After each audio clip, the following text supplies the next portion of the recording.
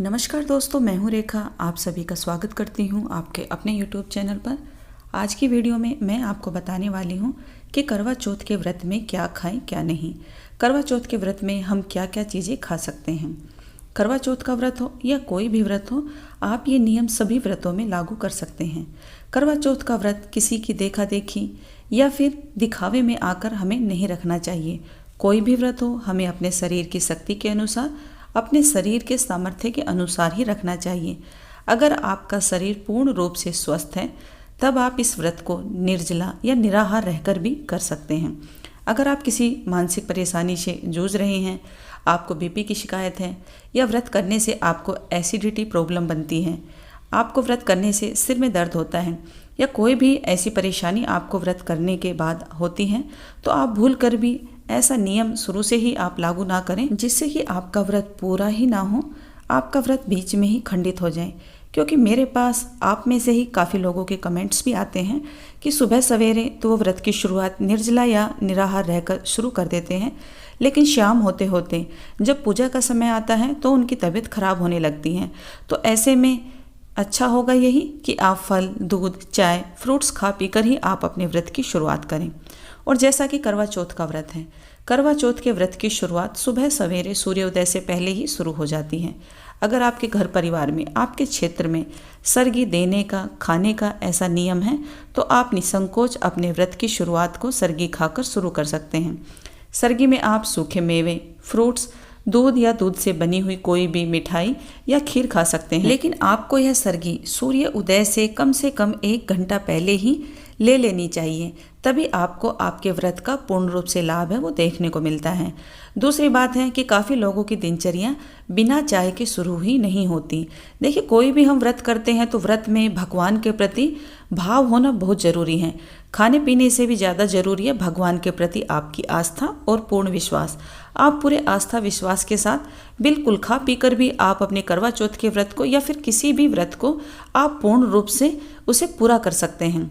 करवा चौथ के व्रत की शुरुआत अगर आप बिना चाय पीकर नहीं कर सकते तो निसंकोच आप चाय पीकर अपने व्रत की शुरुआत को कर सकते हैं।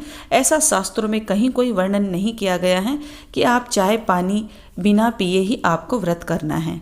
मैंने आपको पहले बताया कि व्रत आपको अपने शरीर की सामर्थ्य के अनुसार करना है, क्योंकि काफ़ी लोग ऐसे हैं जो बिना चाय पिए अपने व्रत को या किसी काम को कर ही नहीं सकते। उनको सर दर्द होता है, चक्कर आते हैं या फिर उनका सारा दिन आलस में ही व्यतीत होता है।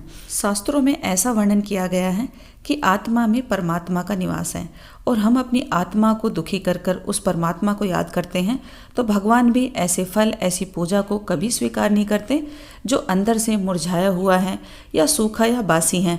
तो अपने मन को, अपने शरीर को, अपनी आत्मा को स्वस्थ रखिए, प्रसन्न रखिए और प्रभु भक्ति में लीन रखिए। व्रत वाले दिन खाने पीने से भी ज़्यादा जरूरी है कि अपनी वाणी को संयम में रखें, कम बोलें। फ़ोन पर, अड़ोस पड़ोस में, घर परिवार में दूसरों की निंदा बुराई करने से आप अवश्य ही बचें। जब भी आप करवा चौथ का व्रत करते हैं या अन्य कोई भी व्रत करते हैं तो आपके घर परिवार के जितने भी बड़े लोग हैं उन सभी के चरण स्पर्श करके आपको आशीर्वाद अवश्य ही लेना चाहिए। आशीर्वाद में वो शक्ति है कि जो किसी भी बड़े से बड़े कार्य को पूर्ण करा सकती हैं, और अखंड सुहाग का आशीर्वाद तो आज के दिन आपको सभी से ही लेना ही चाहिए। जब भी आप करवा चौथ का व्रत करते हैं तो काफ़ी क्षेत्रों में ऐसी मान्यता है कि प्रदोष काल की पूजा के बाद ही कथा पढ़ी या सुनी जाती है। भगवान भोलेनाथ का प्रदोष काल के समय पूजन करते हैं। तो काफ़ी क्षेत्रों में ऐसी मान्यता चली आ रही है कि दोपहर के समय परिवार के सभी लोग मिल बैठकर इस कथा का श्रवण करते हैं। आपके घर परिवार में, आपके क्षेत्र में जैसा भी रीति रिवाज हो उसी के अनुसार आपको व्रत करना चाहिए। अगर आप ससुराल में इस व्रत को कर रही हैं तो ससुराल के नियम का ही आपको पालन करना चाहिए, न कि आपके मायके के रीति रिवाज आपको ससुराल में फॉलो करने चाहिए। आप अपने ससुराल के अनुसार ही जो भी सर्गी का नियम है, खाने पीने का नियम है, करवा चौथ की व्रत पूजा विधि का नियम है, उसी के अनुसार ही आपको करवा चौथ का व्रत करना चाहिए। अगर आप इस व्रत को कहीं बाहर या कहीं पर भी इस व्रत को कर रहे हैं तो आपको इस व्रत का नियम अपने ससुराल के अनुसार ही करना चाहिए।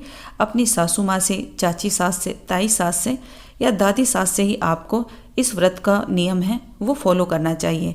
न कि अपने मायके के माता पिता से या फिर अपनी भाभी से या बहन से इस व्रत का कोई भी नियम फॉलो आपको नहीं करना चाहिए। आपके ससुराल के नियम ही आपके व्रत को पूर्ण करते हैं। अगर आप भी इस व्रत की कथा को दिन में सुन लेते हैं तो व्रत कथा को सुनने के बाद अगर आप पूर्ण रूप से स्वस्थ नहीं हैं तो दिन के समय आप दूध, चाय, फल, फ्रूट्स खा सकते हैं। इसमें किसी प्रकार की कोई दिक्कत नहीं है। देवता और भगवान भी ऐसे फल या फूल को स्वीकार नहीं करते जो अंदर से मुरझाया हुआ या सूखा है। खाली पेट तो प्रभु भक्ति, प्रभु भजन, प्रभु सत्संग भी नहीं होता है, तो आप इस बात को समझिए। लेकिन जो पूर्ण रूप से स्वस्थ हैं वो निर्जला निराहार रहकर भी करवा चौथ के व्रत को पूर्ण कर सकते हैं और अन्य व्रतों में भी आप इस नियम को लागू कर सकते हैं। लेकिन ये व्रत का नियम मैं उन्हीं लोगों को बता रही हूँ क्योंकि आप में से काफ़ी लोगों के कमेंट्स मेरे पास आते हैं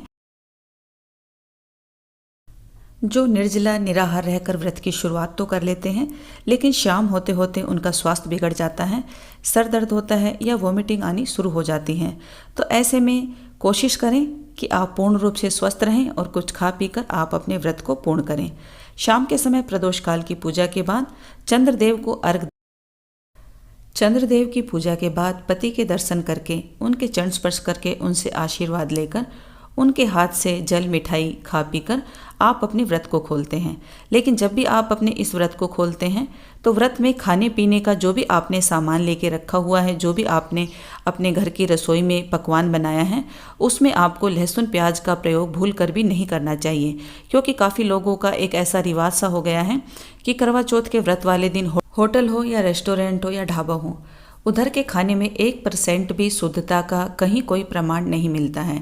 जिस तरह से हम व्रत वाले दिन अपने घर में अपनी रसोई में पूर्ण शुद्धता के साथ भोजन बनाकर उसे ग्रहण करते हैं तो वो शुद्धता बाहर के खाने में आपको देखने को भी नहीं मिलेगी।